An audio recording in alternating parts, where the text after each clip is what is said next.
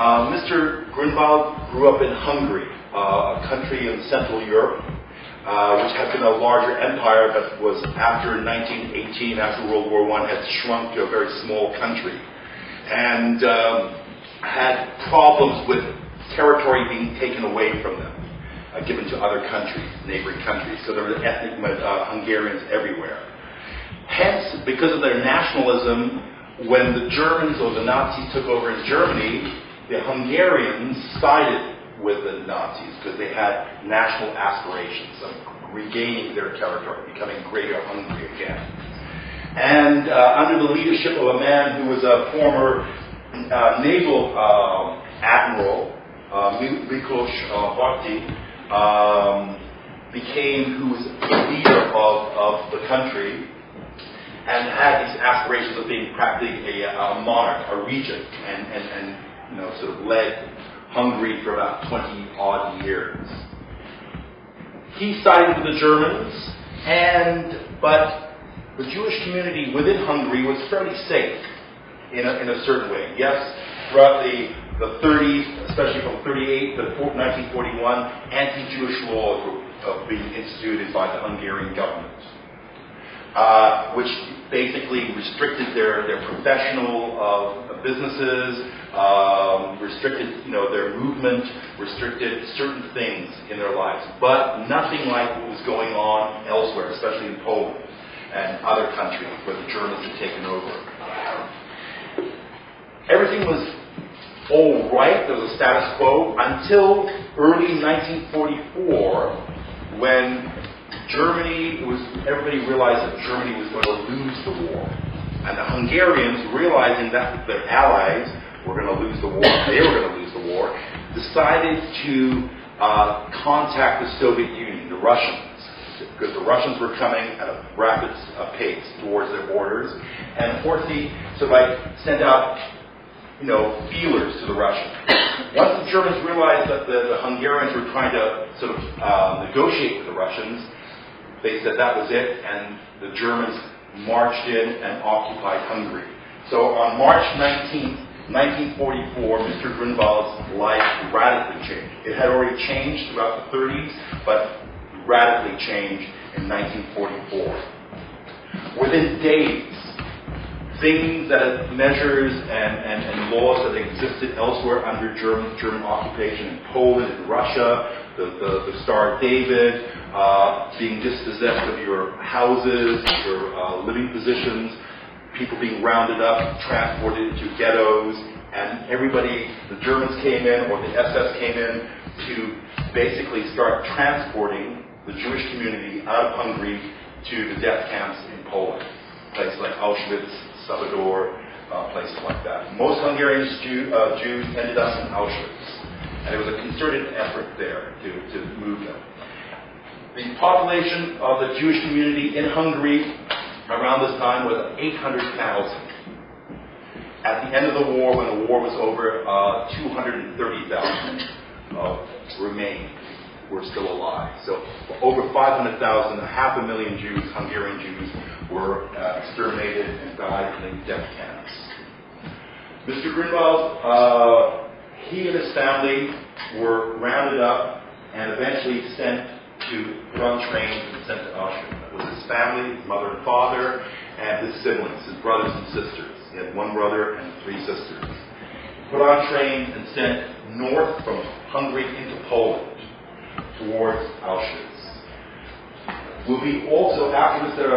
Grünwald talks to us, we'll be watching a short DVD, a short documentary that he made about him visiting Auschwitz 5 years ago with his granddaughter, taking her there to show her what his experiences were. And you'll see certain things will come up during the DVD. Auschwitz is the Polish name of the area, the village where Auschwitz exists. Birkenau, Auschwitz.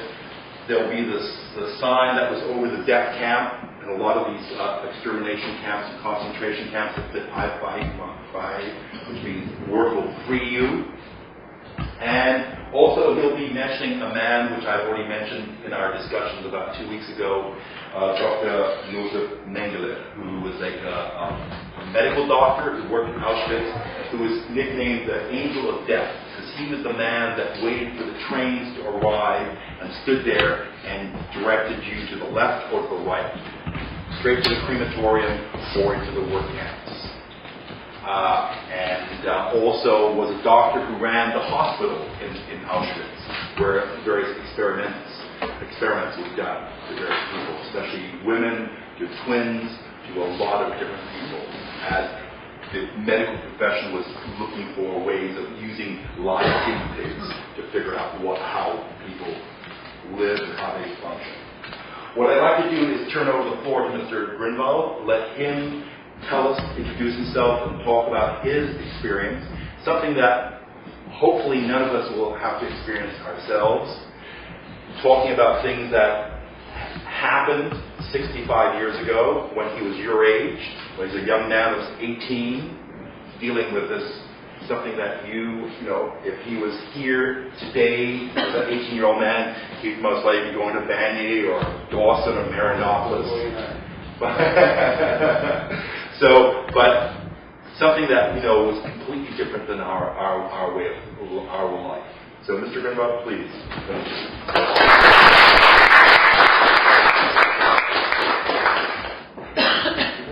Great, almost like I would have said it. Really enjoyed your history. Thank you very much for coming. And I'd like to start addressing a short speech. The mic is not working. It's hard to hear. Can you hear me now? That's I'm better. sure it's working. Thank you. Is it working? Maybe it's not. That's all. Hello? Can you hear me now? I think you should have a little closer. Yeah, a little bit close, unfortunately. Okay.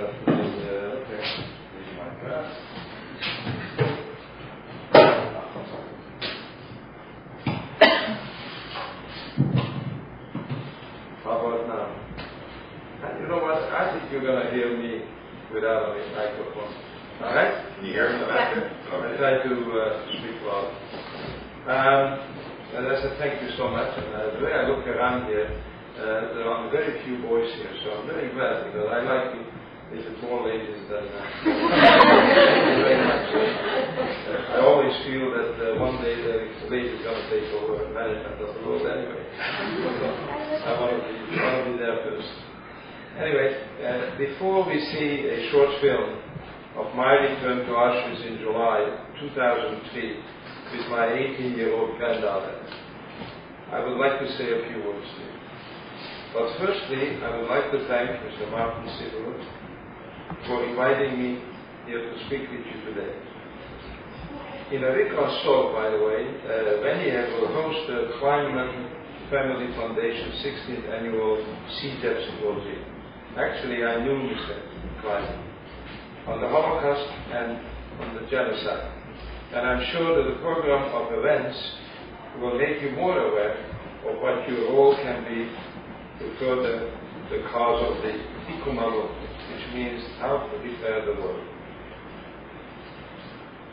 As with everything wonderful that has happened to me in my considerable long life so far, my book, which tells my life story, the result of a strong belief in possibility, significant persistence, much collaboration, and no fear of hard work for myself as well as for others.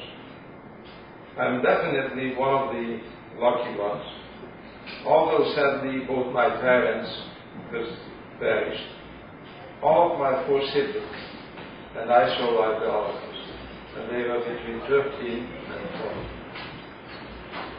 With the exception of my sister Alice, who passed away last year and whom we miss very much.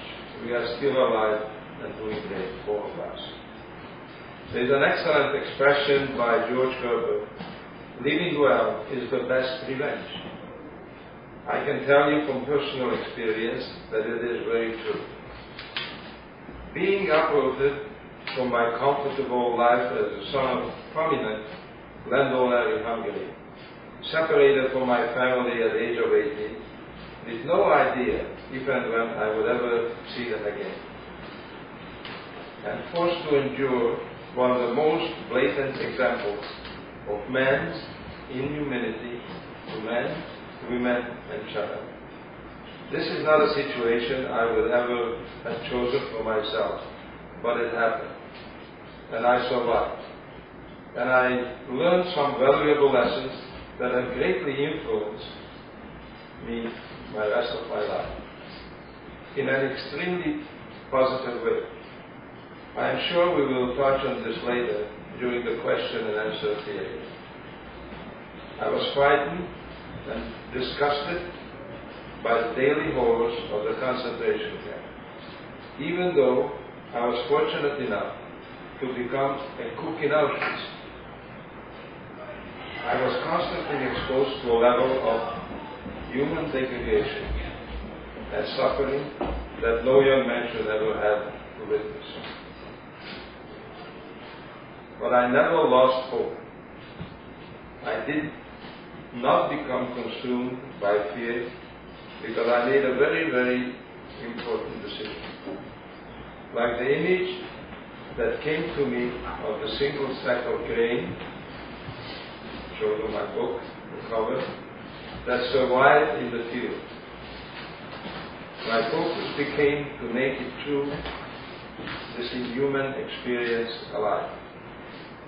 To this end, I became a very accomplished thief, stealing food to give to the starving fellow prisoners and to make for medicine to save their lives, taking the kind of risk that allowed me to create some positive meaning in my life in the camp.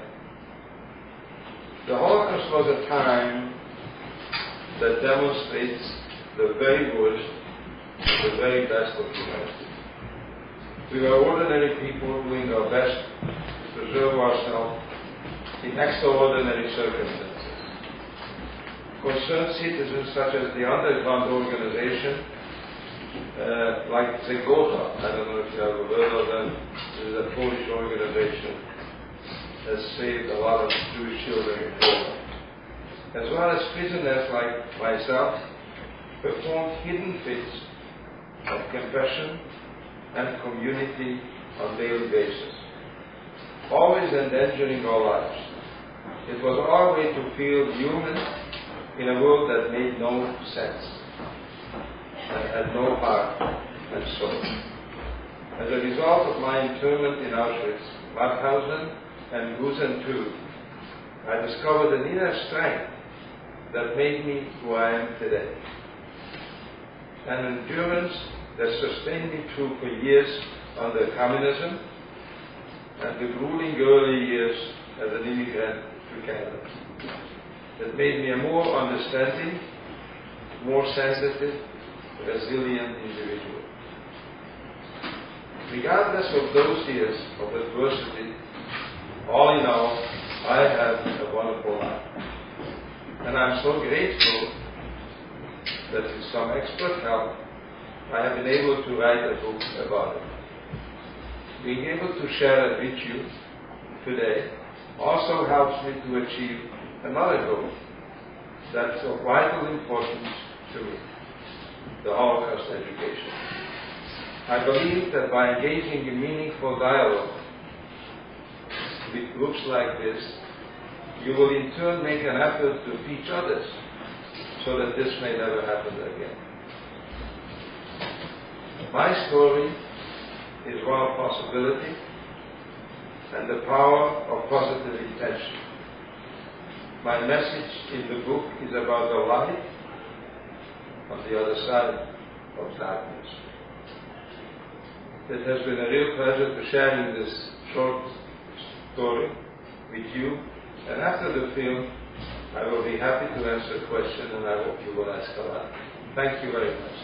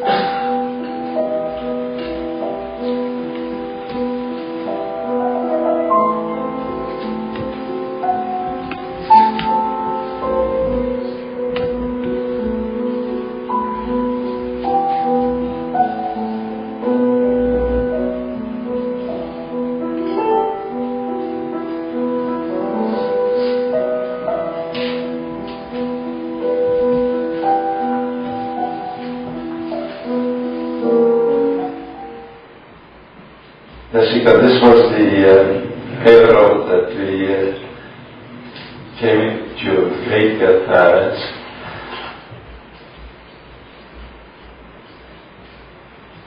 With the family, with your aunts and uncles who you know.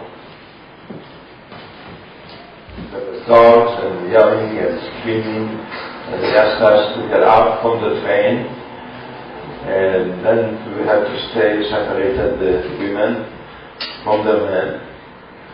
And my mother, your great-grandmother, was separated, and she was actually probably died in the crematorium very shortly after. You know, when I came here the first time, I was free. I didn't have to pay. And the feeling that was maybe the podium where Mengele has stood and just as we walked by told people to go left and right. So Jessica, you'll be able to one day, later on, as the history goes by, you'll be able to say that you are your grandfather here who personally experienced and proved to you that what had happened. And hopefully you'll be able to help and to make sure that it never happens again. And the selection were made, this is the place that people were going out or coming in, and they loaded on the train and they went to other camps. As I'm standing now, it is so clear to me what had happened. Just like it could have been yesterday. And honestly, it is really, really hard to believe that the world has not done something about it. When I see the aerial photos, when I see going through the village of Auschwitz, that they have allowed so openly to kill millions and millions of people in front of their eyes. You see this YS, these were all electrified, so anybody who touched this wire was dead in a few minutes. So it is a wonderful feeling that I can touch it now, and I don't have to worry to be electrified. These water canals, what you see here, were basically the sewer system. And I don't know why, but the smell is coming back to me now, which I had 60 years ago. Yes, I was here, selected. I went through the selection, and this one of the barracks of this one, my sister was 9 months pregnant, and she gave birth to a little girl, and her only wish was to see the little girl for a moment, and there was a doctor here, they killed the child immediately, they wrapped her in newspapers, and actually put her in the garbage. Because if it would have been, if they would have found that she gave birth, they would have killed her also. But the happy story ending is that she's still alive, my sister, and we were very, very fortunate because we were from 13 till 19-year-old 5 children, and we're all alive today. So there is always a good ending to a catastrophe. You have to stop, and this is where I received my number, which is 12483.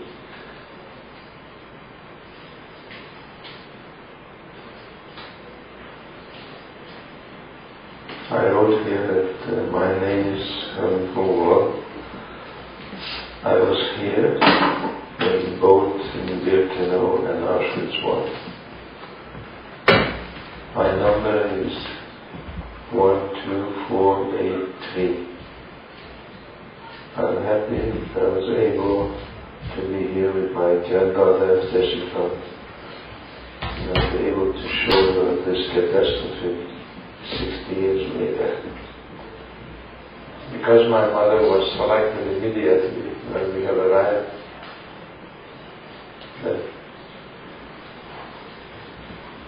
for the crematorium, it is true that there is another world. That my mother maybe can hear me, that I am here 6 years later, and I can tell you that we always think of you.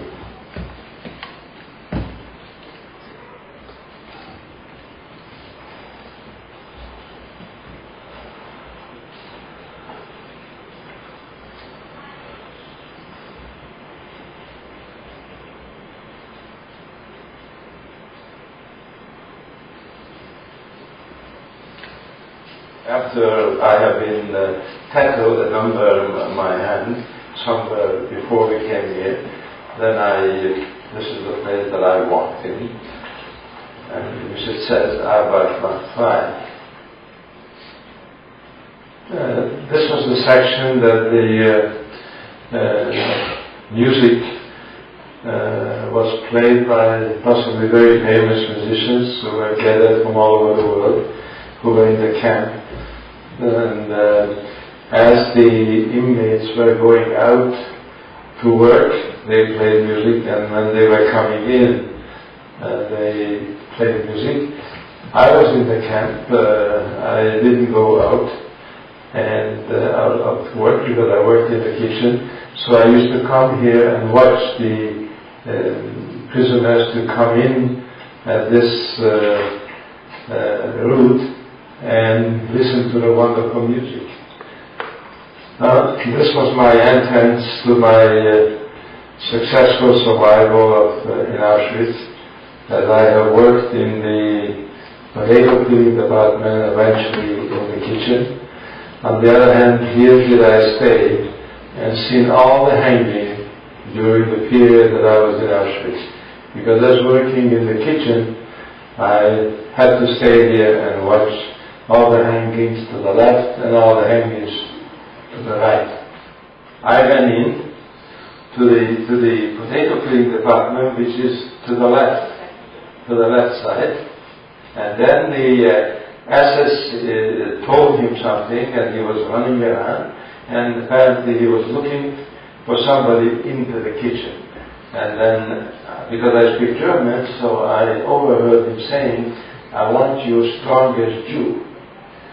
And I was the strongest Jew, and he took me by my ear, put me into front of the SS, and the SS thought it was a joke because I was a skinny young guy. He said, "This is your strongest Jew." He said, "Jawohl." And the SS was 250 pounds, 6 foot tall, with a lash in his hand. And he looked at me and he says, "Come with me." And then he took me into the kitchen. And then he called a meeting. There were 72 cooks here. There were 72 people, because there was 2 cooks to each place. And when he called in all the cooks, and he told them that this Jew is going to work with you. If anything happens to him, he says, you're all going to be shot. So I could understand what he said, but I didn't understand why he said it. Turned out that one of the Polish guys did something wrong, very wrong, and he wanted to have the Polish people to work with a Jew. That was the punishment. The large dish that I have cooked was right here, and this is the window which I used to open up. I made arrangement with certain people, relatives who were here in the camp, and they used to come and knock on the window, and then I used to open it up, and because of the steam, at 3 o'clock in the morning, that was the time that I used to throw on the window the food.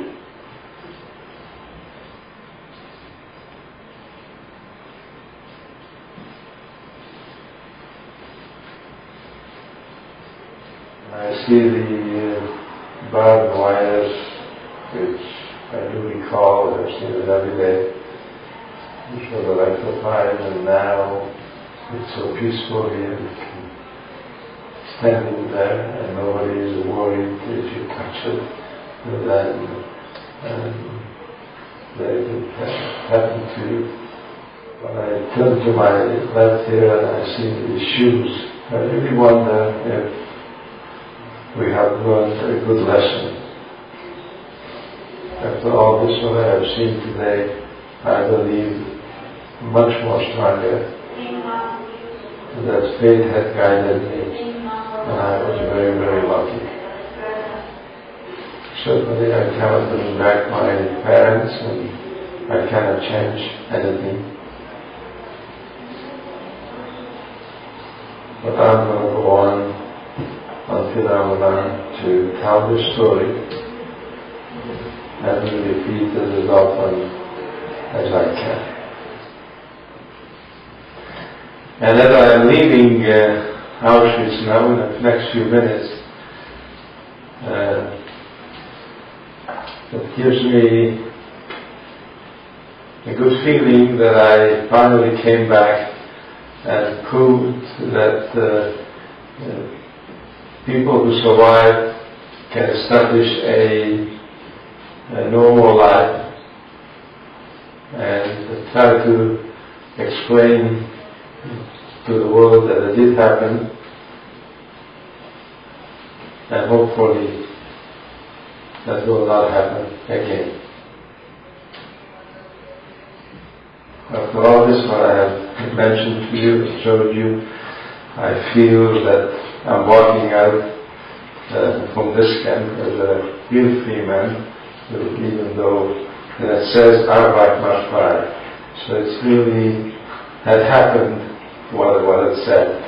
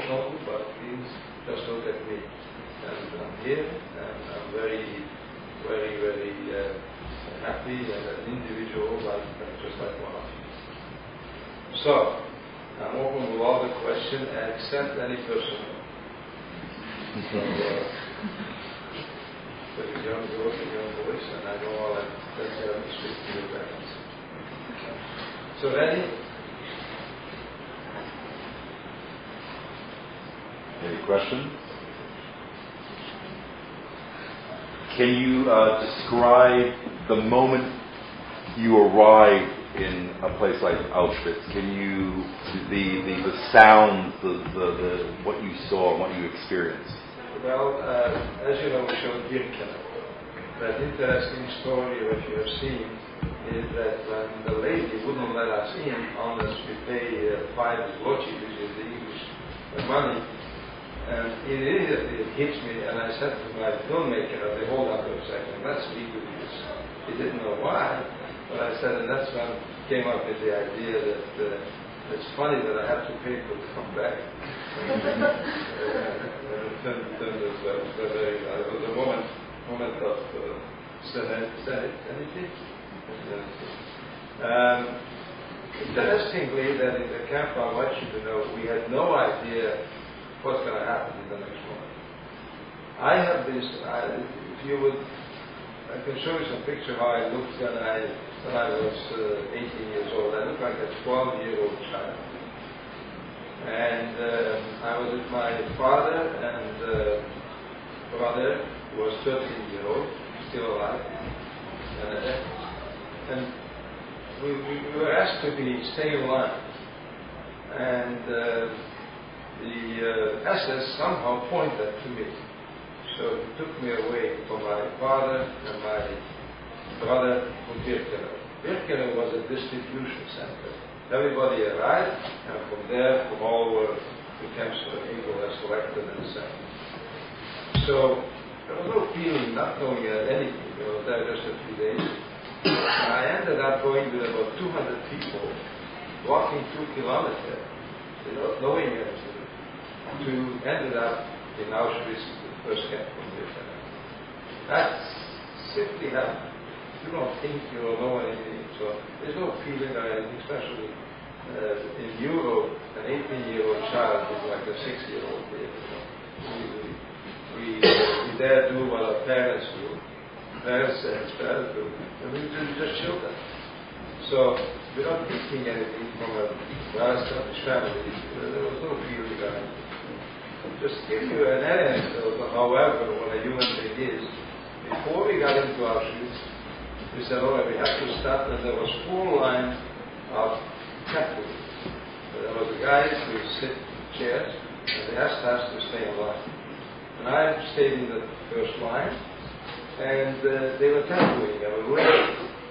And the guy who was giving the tattoo, I looked at it as an 18-year-old guy, and I thought that he does a lousy job. So I said to myself, the second I look over, he did a nicer job putting the tattoo. Now, just think about it. And then even there I wasn't satisfied. I ended up with a 3rd line. The 3rd line because he did very nice and even tattoo. You can see after 65 years my tattoo is still nice and all over. You've seen tattoos and others. So just to show you that the think of anything, it was almost like a joke if I think back, that I was worried about how nice the tattoo was going to be on my hand. Okay? As it turned out, there's a story behind it. We arrived in Auschwitz, so when he did it, by the way, I had to hold my hand, and I started to cry. I mean, all of a sudden, putting a tattoo on my hand, in Europe, it wasn't the style, they do it for animals. So I cried, and this fellow who was doing it, he said, "You stupid idiot." He said, "Why are you crying?" He said, "This is for your life." I didn't know what he meant. But we went into Auschwitz, that anybody who had a number that was sent to war. So basically, that's what he meant, okay? And I didn't understand only later. Then they started to select the 200 people by profession. Now, I had no profession. Now, why did the SS selected me? I think it's something greater power told him to select this young man. He has to go on a living and one day come here to the class and teach you. What kind of a story? If you believe in mystics. But the story is behind it that I came in Auschwitz. If you ever read my book, I was a lucky guy that was accidentally ran into the kitchen. A Polish general who saw his son in me, and he said, "Hey, leave him alone," and he saved my life. And actually ended up in the kitchen, which was like a better position than the President of the United States. So, 30 years later, I'm already in Canada, I go to Barbados with my 2 children, and one day a lady is still to be from Montreal, St. Laurent, but I didn't never ask who she is. We were sitting on the beach, and she asked me, "Why? What is it?" She said, "Do you know why you are alive?" I said, "I'm alive." I said, "Because I'm enjoying the ocean and the sun with my children, and I can afford specially to come to Barbados." So I said, No. He said, "No." I said, "That's not the case." He said, "Did you ever add up your numbers?" I said, "No. Why should I add up my numbers?" So he said, "Add it up." and it came to 18. According to the Jewish belief that anybody 18 is life. So all of a sudden, 20 years later, I look back to the guy who was, I'm an idiot and I'm crying, this is for your life. Turned out that maybe if you believe, you're a believer in this thing, then it turned out I had the number 18 on my hand.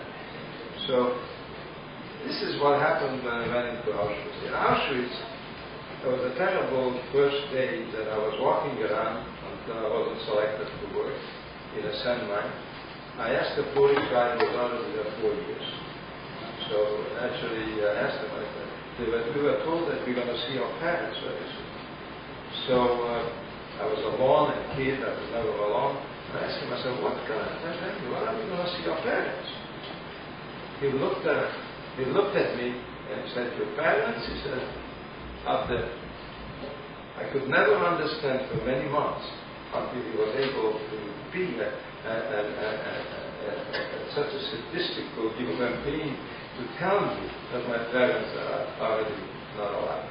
Only when I was there for a few months, when your feeling is gone and you just become a so-called individual that you don't care. You don't care about your father, you don't care about your mother, you just worry about how you're going to be alive. So that's the feeling came back only later when I really realized what happened to us. Because when I got into the kitchen, I became friendly with an SS, and I was in contact with every human being in Auschwitz. I wouldn't say the only one, because everybody came for food. So the first question is, what's going on? The second question, so I knew everything what was going on in the tank. The hangings were a point of me. Eventually, the SS became my partner in crime. Because he was from Austria, and he felt that he was forced to become an SS.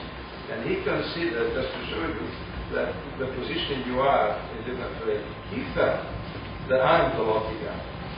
Because if the war is finished, he thought that the Americans of the powers were going to do to him what the Germans did to us. So he actually, we did business together, and I was able to have margarine and potato, diamond and things and so on.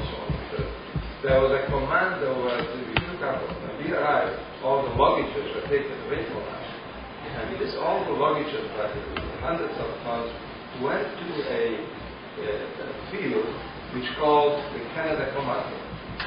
And it's amazing, they finally ended up in Canada. I said, my God, first time I heard Canada was in the commando. And there the Germans knew that the people who prepared themselves to go to camp, they would take all the jewels and all the polos and all the diamonds, sewing the suits or the shoes, and they told us immediately that anybody was hiding anything.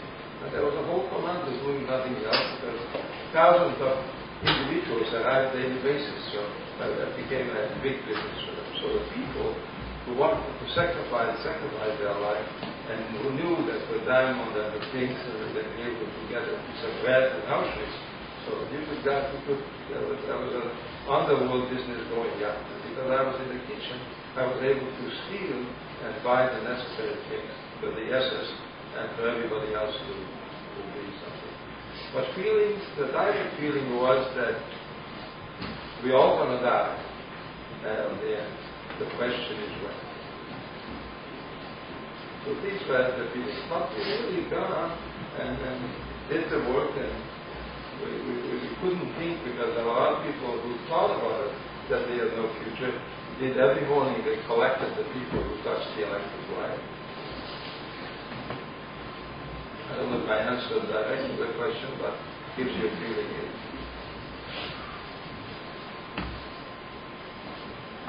Next. Why do you have a stock of grain on the cover of your book? The stock of grain was my hope, as I said in my speech, that I was sure, absolutely sure, that I was alone. Why? When I was 14, my grandparents were large landowners. We come from a different affluent society. But my father wanted to teach me at the age of 14 that eventually I was the eldest son, to take over the farm. So he sent me out and work with the farmer. What was my job? To follow them. Follow them. We were cutting hundreds of acres of grain, and there was about, I don't know if you've ever seen the old-fashioned way to cut the grain, only the man with the big side, the next one puts up the bundles, and the third one puts up into big units until it dries up and the machine will come and take the grain out of the thing. So I was following all day these 18 units, which was 54 people in zigzag. Okay, and I was following it. So there were millions of grain to cut. And as a kid, when I was going, I always find one single grain that wasn't filled. Just like when you have 200 people and you machine gun down, there's always going to be somebody who's going to be alive. I think some of the books which were written happened to some of the people. So instead of a young boy going to the single stack of grain, go there and say, pull it out and say, you don't belong here. I went to this grain, I put my hand in on it and said, I'm so glad you survived. So the third day, when I was in Auschwitz crying all night, there next to me was a non-Jew, by accident he got into Auschwitz. And he was crying all night about me, and I was poking him. I said, why are you crying? I have to sleep. And finally he stopped sleeping because he's the one who was selected to the kitchen potato peeling. That's why I thought what a good place it is. And eventually I ran into it. Good thing I didn't run to the right, because that was the SS headquarters. I ran to the left, luckily. That's why fate guided me, as I say in my way. So after he stopped crying, I was put to a sand mine. But I was operated on rheumatic fever for my tonsils. And I went to work physically, and everything is swollen for physical work. So they gave me 2 days off, and that's the time I was sneaked into the kitchen. But during the 3-4 days, when I was crying and everything else, all of a sudden, remember, this is 4 years later, this scene came to me. The single day. Gave me the strength and hope that actually I'm going to be that single. So, if you believe in mystic or somebody else who reminded me, don't cry, you have hope and you have 18 on your hand, and actually that is the story. And I always believe, going right through a difficult time after Auschwitz, when I left from that prison, that I had nothing to worry about, I'm going to survive. How did your brothers and sisters survive? How were they as lucky as you say? Yeah. Well, as I mentioned, my sister gave birth to a girl, the doctor who saved my two sisters saved her from hiding everything themselves. My three sisters went to camp, I really can't remember exactly, but they were together. All three of them. They were also very lucky. One of my younger sisters, by the way, my two sisters are my passed away. They were three sisters together, and they were working. And they were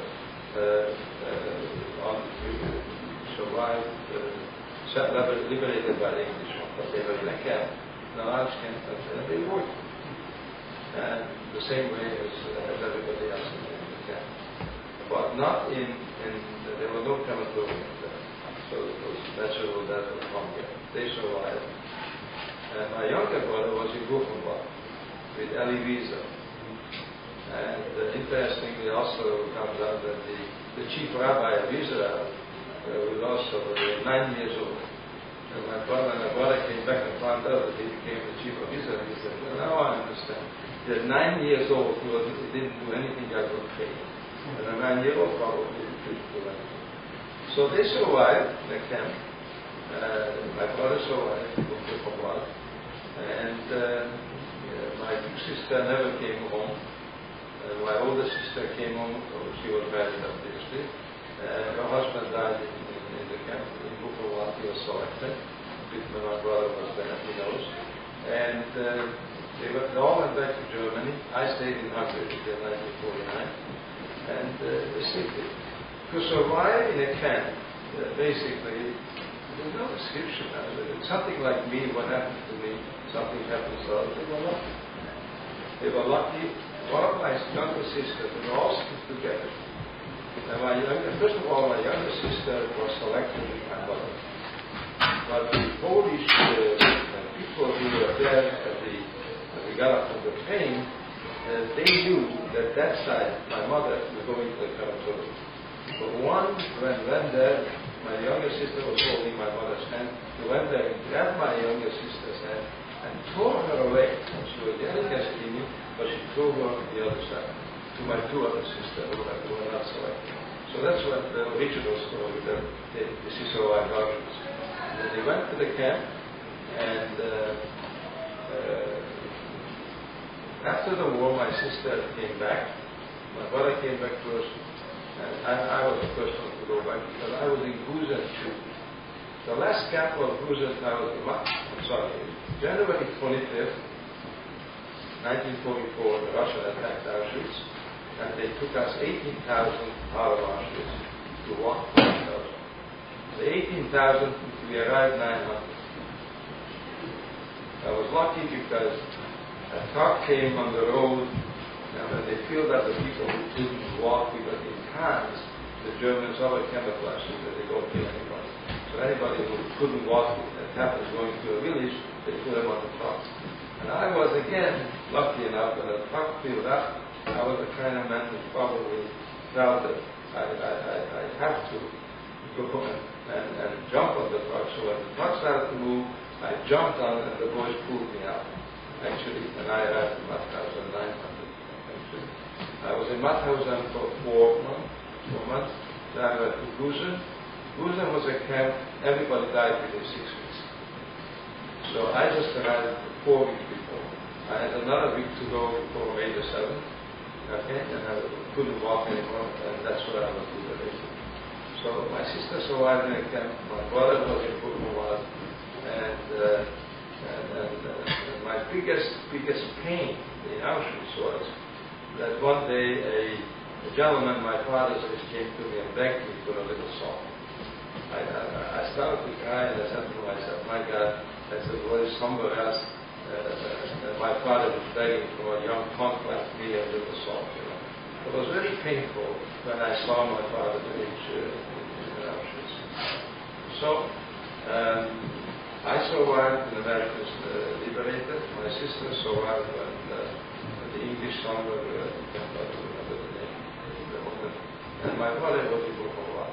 So I was the first home because the Americans, how is the greatest country, the United States? The reason I'm Canada because I didn't want to go to the United States. I found that after they liberated us, 80% of the people died in camp because they had no idea that the little stomach that we had, they cannot start to feed us.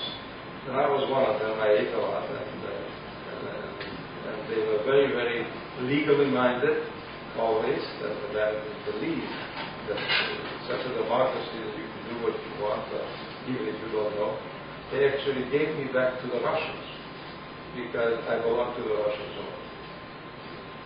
Instead of helping, they actually put me back to the top. I woke up in a hospital in Hungary, but I didn't know that I was. So really, I was right at the end.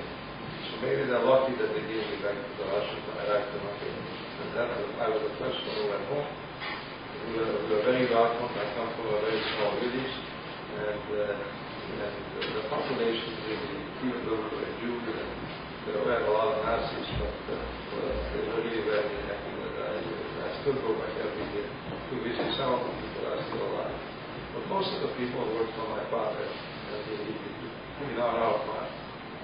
This is the way they survived, and my older sister lives in Florida, my younger sister lives in Florida, my brother and I live in Canada. But there's no rule of survival. You have to be lucky.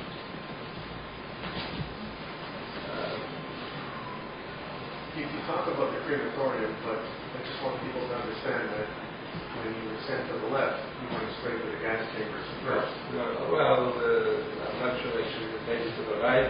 One of them left, but you went to the gas first and then the bodies were... not necessarily went to the right away because there was too many.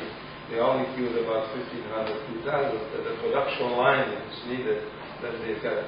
If, for example, when they were bringing people to the camp and the American bombed them, then they woke the people up in Auschwitz, the camp I was, and selected the people for the next day. And I personally witnessed here what they have to do by putting them on a cart. And we in the kitchen, we have prepared the food for camouflage. But what had really happened was that they told us to prepare a quarter of bread, a piece of salami, and margarine, just to make sure, because people knew about the crematorium, but they were happy to go far away from Auschwitz or the crematorium. So what they did was, 3 o'clock, 1 o'clock in the morning they selected. I only found out in the morning the report in selection. The kitchen was never selected because who's going to cook, you know? So we never selected. We were in a very prominent position. So what they did was we selected the bread and we wanted to them. Like for example, as I look at you, I knew that by 3 o'clock in the morning, we just so happened you would have been there, and you would have been there. But obviously you couldn't say anything because they were hopeful. The hope was there that they're going far away. And they didn't know that around 11, 12 o'clock, once they put them on a train, and they told them to take us to another camp, what they did was, we started out at 12, 11 o'clock to go to another camp. So everybody was sitting, I'm sure, in the wagon, waiting, you know, while they're going to the crematorium somewhere. So they were in the train for 1 hour, they were in the train for 2 hours, they were in the train for 3 hours. So the big sigh, relaxed, and they far away from Auschwitz, and then they think about asleep. Come 5 o'clock in the morning, the doors open, they were disoriented, okay? And all of a sudden they said, here we are in the new camp, stay in line, everybody's so and so. But before you went into camp, the Germans were very disinfection. They would clean everywhere. They would clean always any sickness or come. So you had to take a shower. I went to twice after Auschwitz, so I knew I didn't take breath like I would help me. You know. And but they went in to take a shower, take their clothes out, and they waited for the water to come. And instead of the water, the top of the roof was a German who threw the cyanide into the camp, and actually all of them died in a very, very few minutes. But they were right there, actually, where they left, because they were going in any circle. So that was the camouflage. They had done everything beautifully that made us believe that we have nothing to worry about all the time. So this is my position in Auschwitz. Was that I do everything. The German SS gave me all the what was going outside, and all the hangmen and every block, because it wasn't a sign where you pick up your food. You know, they just come and pick it up in the kitchen. And if you have to read my book, there's also a lot of humor in there, because every morning I had somebody to come up something for me, either potato or margarine, about this. But they had to walk through between 2 SS. And the SS, knowing that we're stealing, okay, picked up the top of the dishware, the huge dish, and they looked into anything there. Now, potato was the best food that everybody would like to have. It was a delicacy. But the potato is heavier than water, so there was always at the bottom of it. The dish was about at least about 30 inches, so the potato was measured at the bottom only about 10 inches per potato. But one day, I gave it to the doctors, because through the doctors I was able to get medicine. One day I see that the 2 guys who picked up the dishware comes with 2 S's toward me. That's it. My life was finished. They cut me. But because there was no assignment, where they pick it up. We were all arranged, but they would say they don't know where they picked it up. So they walked by me. What happened was, as they were going, one of the fellas kicked something and fell. So the potato just fell on the floor. Both of the SS went on the floor. So they wanted to know where they got the potato. So a few times my life was seriously in danger. You ever read my book? You heard of Rudolf Hess, for example. Rudolf Hess was the head of all camps. Okay? I've seen him a couple of times. Mengele I saw every day because he worked through the kitchen. Mengele was Rudolf Hess was the guy of Nuremberg, and he was killed.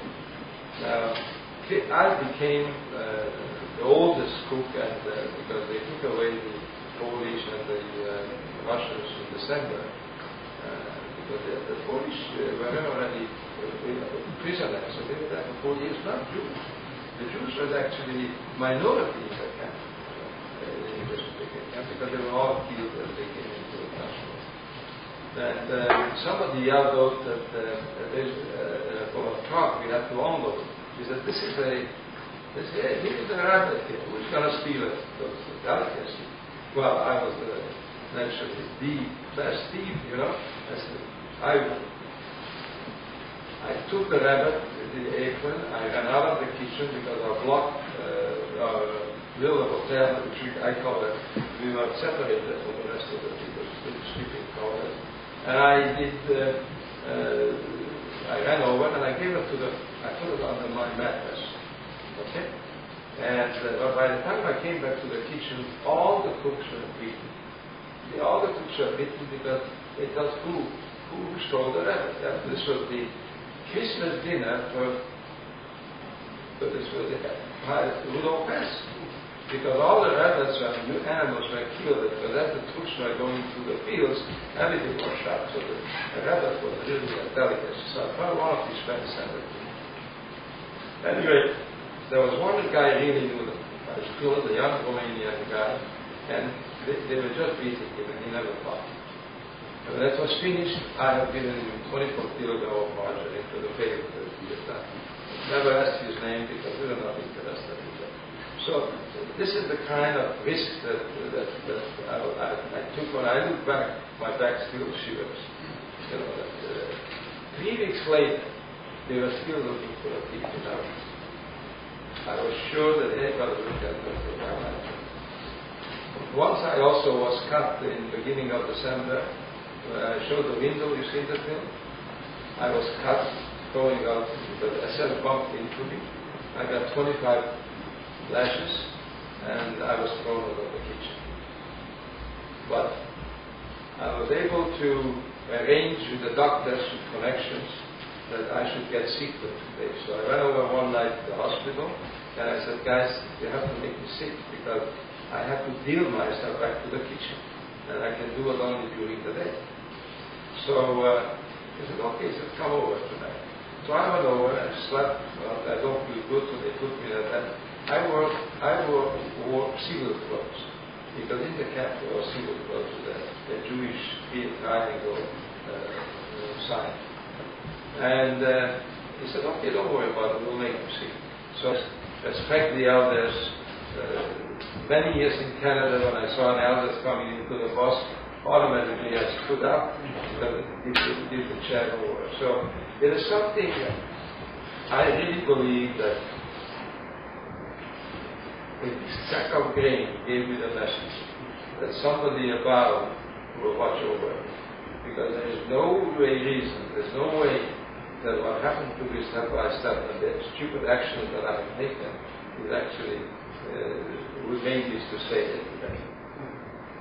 And these are stories everybody has why he's alive. And I was one. In my case, I think I was very fortunate. I noticed in the DVD you have photographs of your parents, photographs of your family.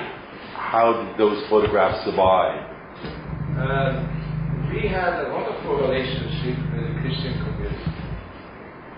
Really, not with everybody, because some of them people look at the advantage that they're going to have, and that believe that the father's going to be white and the house was big. And everybody came to us, okay, that anything we want to give to them, because everybody was sure we're going to come back one day, get it. And those people kept the pictures and the photographs, and when I went back, they gave it back to me. And some other friends who had the pictures, and we have a lot of very good. In the book you see my 6-month-old beautiful native baby that I had, So we really got back a lot of pictures. I think that was my sisters, many pictures. The neighbors were very, actually I was greeted very well when I got back, Hungary wasn't really that bad than the rest of the countries, like Poland and the other countries. And until 1944, my father, if you read in the book, was exception, okay? Very different than the rest of the Jews. The last day until the horses or our wagon took us into the ghettos. You mentioned the history that we didn't go to Auschwitz either way. They took us together, the people who put us into a ghetto. And then from the ghetto they brought us into that. Actually, my father we should have remained as a family in Hungary. My father was a anti-communist. He was an officer in the Second World War, and he fought Bela Kun. If you know the history of Hungary, that the Russians wanted to take over in 1918, he fought, and he actually was called, and he was an officer in the army, and his unit went to villages and prevented the stealing and killing, take away from the rich and give it to the poor. And the people were still alive who remember that. So as an anti-communist, my father was actually an individual who was decorated by Horthy with a gold medal. And we were not considered Jews from a legal point of view. So we had everything, there was nothing touched from us to the last day. So we did not feel that we were being punished by any of the laws which in 1939 and 44. We were like, my father was suffering. We had everything. To the point that 3 years before, when they took away the Slovakian Jews, and my cousin came over from Slovakia, we were hiding him, and he was telling us the stories. And he said, my parents said, they never happened now. Especially to my father, who was a decorated anti-communist.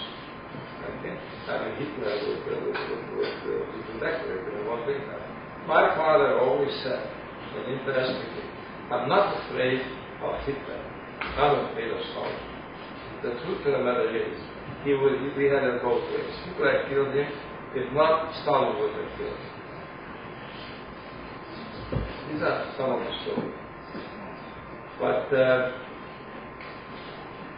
when you think back, a person like me, that what had happened in history at Auschwitz, my biggest problem is that, as I say to the film, there's a 10-hour film that you have seen in 10 minutes, that how the world sat back, knowing for 4 years, it's not a question of 1 year, for 4 years, taking one country after another country in front of their eyes. Okay? Rwanda happened, Thailand happened. But it's a local situation and it is a political situation within one country. But this happened that from all the countries, for 4 years going on. Rwanda didn't go for 4 years, so Thailand, and people eventually went and localized it. But how the world really have seen, and that's why my hope is speaking to you all, is that through the future, and hopefully your children and grandchildren will know about this. So when you see that there's a seed growing in this direction, you act immediately. Because the seed was there.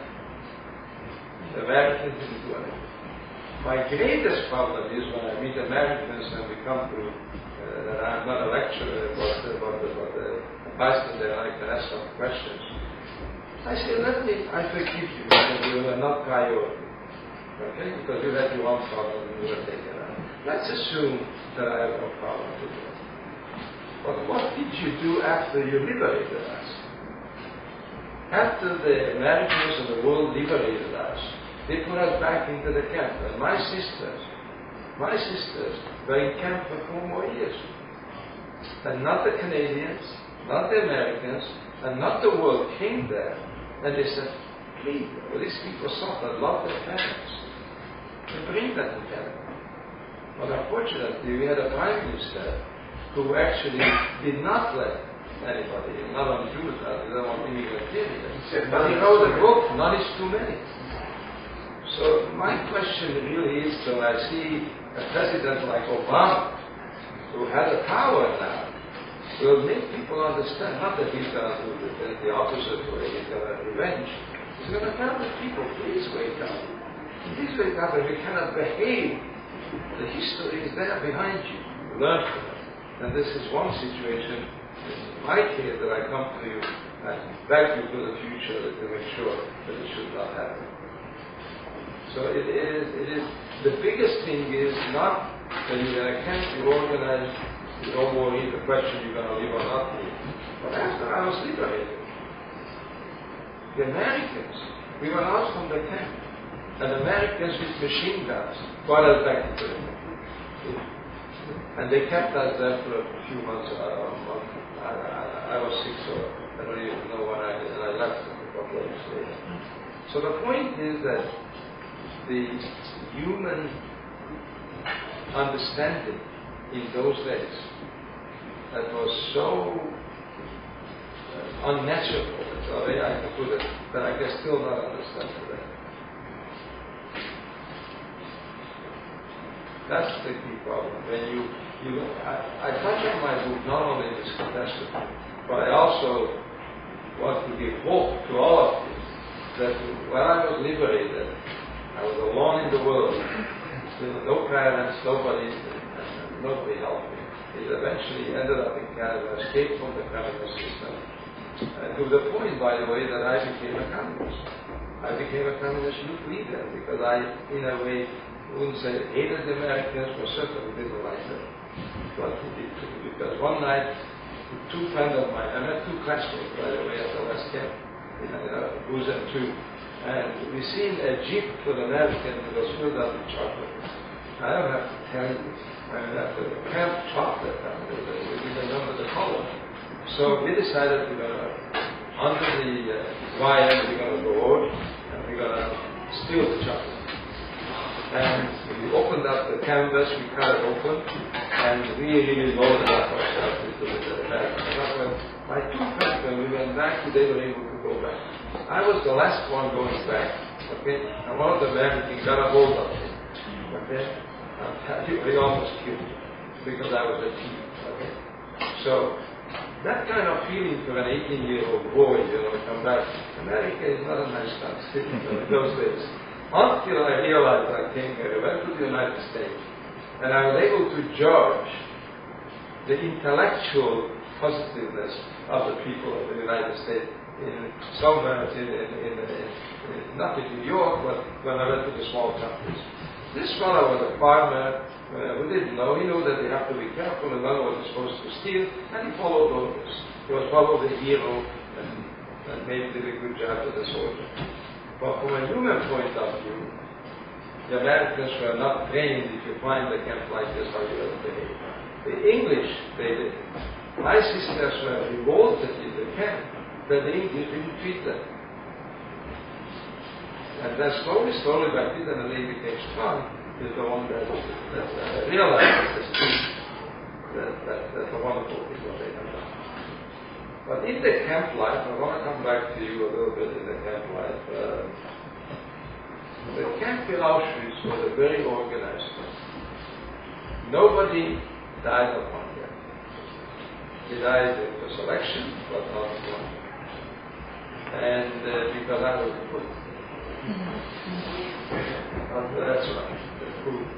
It was a regular vegetable type of anybody who had ulcer arrived in Auschwitz was killed within 3 months, 4 months, because it was dietary food.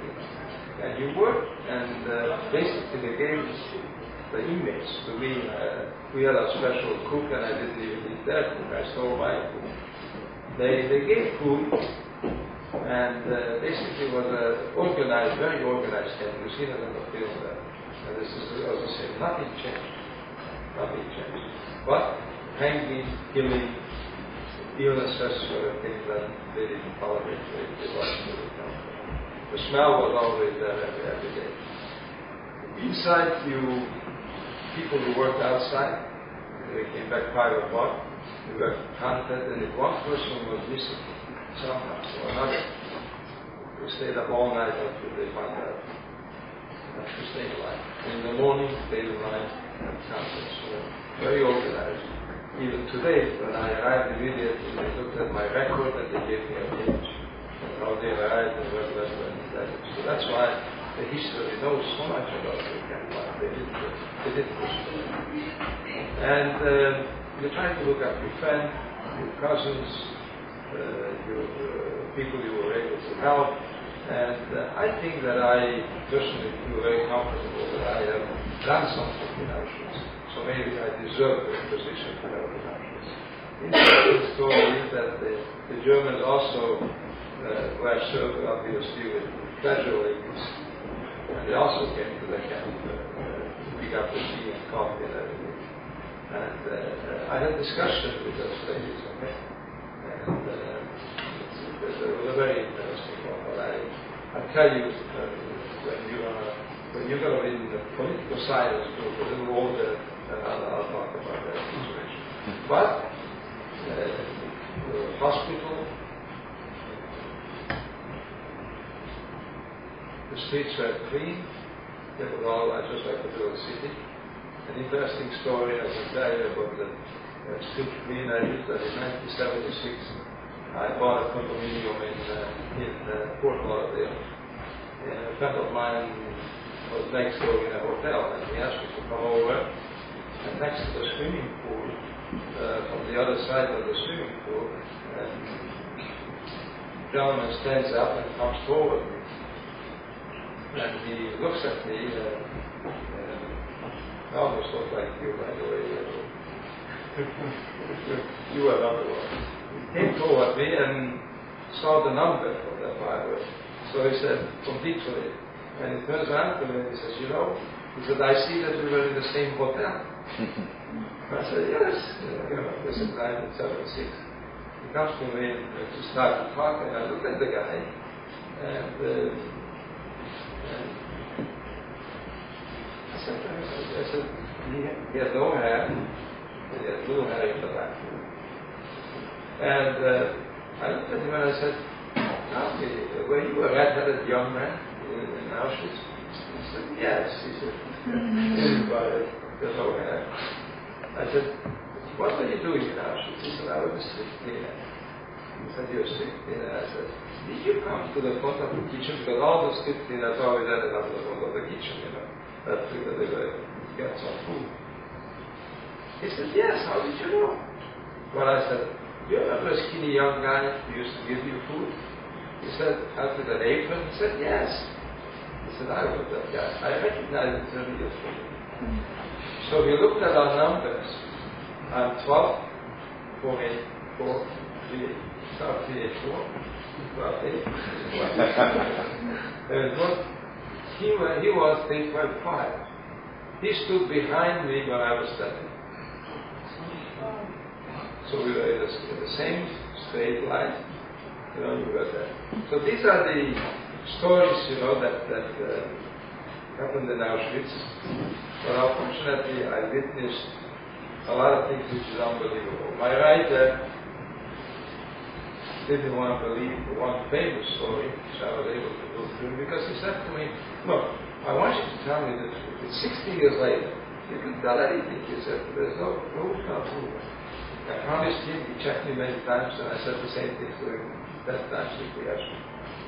One day there was an answer, the SS used to tell us that they were hanging tonight, because we were finished 2 o'clock, and took a showered, I slept an hour, and then I went to visit everyone in the hospital, and so that was my daily routine.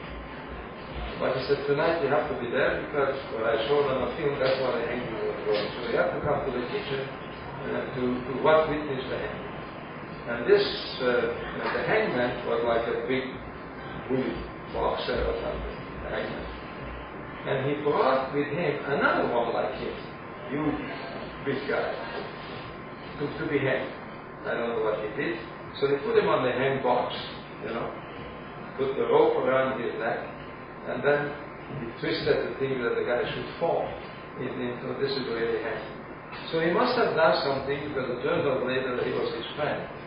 That, okay, I'm hanging it now, and he was such a heavy guy that he must have was able to hold his neck that it didn't break. So he runs to the assessor, they took him out they cut him out from the rope, okay, and he walked away. So now, if I will tell you this story, would you believe it? No, he didn't believe it either. He didn't want to put it in the book. A cousin of mine was 9-year-old, lives in Atlanta. His father, the same thing. He calls me up one day. I never read possible books of this kind because you don't tell the story about it. And I never go and see a film about Auschwitz or anything because it's for the public. And I know more than anything to see it, but there's nothing more that that they can show me that I didn't know or I didn't see. Called me up one day, he says, Hermann, he said, you have to read this book. He said, I said, I'm not reading any books. He said, don't stand there, I'm not interested. This you have to read. I said, what is so different? I said, this book. Well, he said, a man was hanged in Auschwitz, he walked away, and he wrote a book.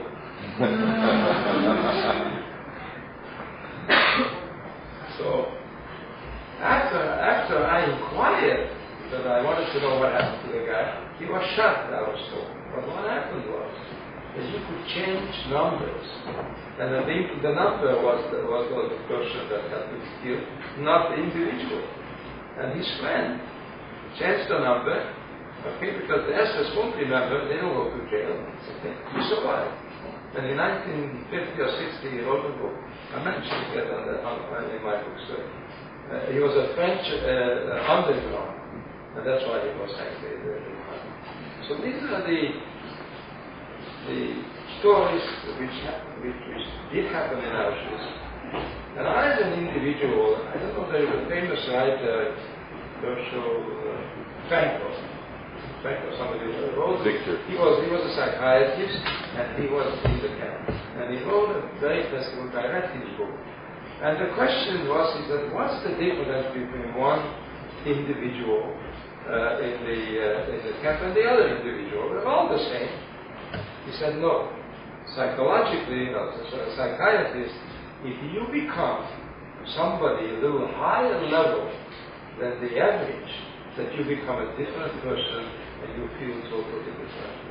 So he explained that when I became a cook, I become a different individual, and I felt totally different than the other people, even though we were here.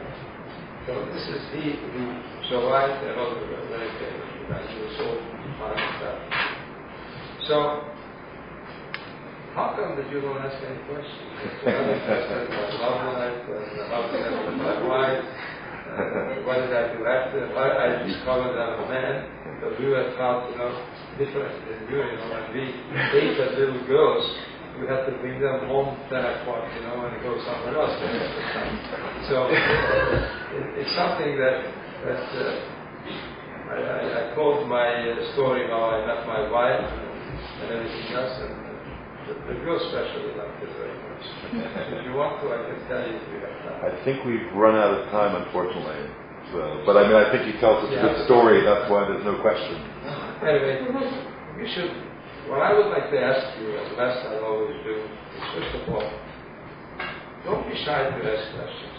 Okay, I see that you have reserved and your teacher is doing it. The only thing I'm asking you is that look at me well. I'm a happy guy. I'm alive. I'm healthy.